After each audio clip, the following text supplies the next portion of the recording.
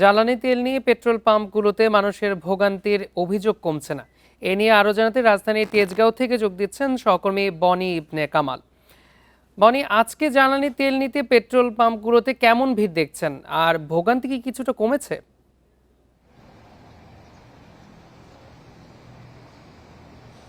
দেখুন, যেদিন থেকে আসলে আমরা জানতে পারলাম যে সরবরাহ ডিপো থেকে পাম্পগুলোতে যে সরবরাহ, সেই সরবরাহের মাত্রা বাড়িয়েছে, অর্থাৎ এই যে সাম্প্রতিক সময়ে জ্বালানি তেলের দাম বাড়ানো হলো, তারপরই কিন্তু সরবরাহটাও কিছুটা বেড়েছে। এবং তারপর থেকে আমরা গত 2 দিন 3 দিন ধরে দেখছি যে গ্র্যাজুয়ালি কিন্তু অপেক্ষার যে সময় সেটি কমে আসছে। আমরা যেখানে গত সপ্তাহেও দেখেছি যে 8 থেকে 10 ঘন্টা, কোথাও 12 থেকে 16 ঘন্টা পর্যন্ত অপেক্ষা করতে হয়েছে জ্বালানি তেলের জন্য, সেই পরিস্থিতির কিন্তু এখন অনেকটাই উন্নতি হয়েছে। আমরা দেখতে পাচ্ছি যে রাজধানীর বেশিরভাগ যে পাম্প রয়েছে বা ফিলিং স্টেশন রয়েছে সেগুলো খোলা রয়েছে, এবং সেইগুলো খোলা থাকার কারণে শুধুমাত্র কোনো একটি পাম্পে দীর্ঘ সারি বা চাপ পড়ছে এরকম যে ঘটনাটি ছিল সেটি কিন্তু এখন পরিবর্তন হয়েছে।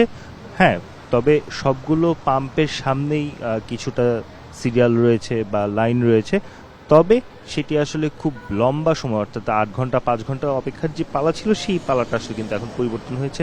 আমরা বেশ কয়েকজন মোটরসাইকেলের যারা জ্বালানি প্রত্যাশী তাদের সঙ্গে কথা বলছিলাম, তারা কিন্তু তখন আমাদেরকে বলছিলেন যে অন্যান্য সময় যেরকম 5-6 ঘন্টা বা 7-8 ঘন্টা অপেক্ষা করতে হতো, সেই তুলনায় এখন 1 থেকে 1.5 ঘন্টার ভিতরেই তারা মোটামুটি তেল নিতে পারছে। বিশেষ করে আজকে ছুটির দিন, আপনি জানেন যে এই ছুটির দিনে কিন্তু জ্বালানির প্রত্যাশী যারা, তাদের ভিড়টা একটু বেশি হয় সচরাচর। তবে যেহেতু গত 2 দিন ধরে ডিমান্ড অ্যান্ড সাপ্লাইয়ের যে প্রক্রিয়া সেটি মোটামুটি অন্যান্য গত সপ্তাহের তুলনায় ভালো হয়েছে, বা যতটুকু চাহিদা আছে তার কাছাকাছি, বা সেই অনুযায়ী তেল বা জ্বালানি ডিপো থেকে পাচ্ছে ফিলিং স্টেশনগুলো, সেই ক্ষেত্রে আমরা দেখতে পাচ্ছি যে পরিস্থিতির কিছুটা করে উন্নতি হচ্ছে। যদিও এখনও সবচেয়ে বড় সংকটের জায়গা যেটি রয়ে গেছে সেটি হচ্ছে যে গাড়ি এবং লরি বা বাস, এই ধরনের যে যানবাহনগুলো রয়েছে, এই ধরনের যানবাহনের জন্য যে জ্বালানি অথবা জ্বালানির যে সিরিয়াল বা দীর্ঘ লাইন, সেটি কিন্তু এখন আসলে খুব বেশি কমে এসেছে। বিষয়টা এমন না, এখন আমরা দেখতে পাই যে বিভিন্ন জায়গায় 1 কিলোমিটার 1.5 কিলোমিটার মতো সিরিয়াল কিন্তু হয়ে যায় কখনো কখনো। তবে মোটর সাইকেলের ক্ষেত্রে সেই সিরিয়ালটি কিন্তু এখন অনেকটাই কমে এসেছে। আমরা যদি মৎস্য ভবনের সংলগ্ন যে পাম্প রয়েছে সেই পাম্পের কথা বলি, সেই পাম্পের সিরিয়াল কিন্তু আমরা দেখতাম প্রায় 1.5 কিলোমিটার 2 কিলোমিটার পর্যন্ত ছাড়িয়ে যেত, সেটি এখন মোটামুটি 1/2 কিলোমিটারের মধ্যেই রয়েছে।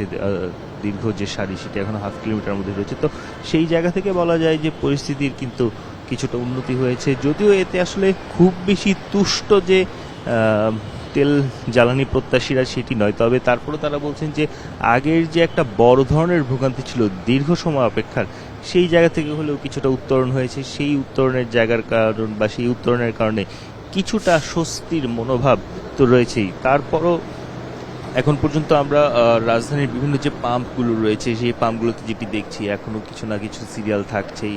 এখনও দেখা যাচ্ছে যে সেখানে পর্যাপ্ত পরিমাণ তেল রয়েছে, কিন্তু লম্বা লাইন বা 100 বা 150 মোটর সাইকেলের লাইন, গাড়ির ক্ষেত্রে আমরা দেখতে পাচ্ছি 250-300 গাড়ির লাইন, এরকম ঘটনাটি কিন্তু এখনও রয়ে গিয়েছে। এটি যে একেবারে নেই সেটি কিন্তু বলার সুযোগ নেই। তেজগাঁও থেকে জানাচ্ছিলেন আমাদের সহকর্মী।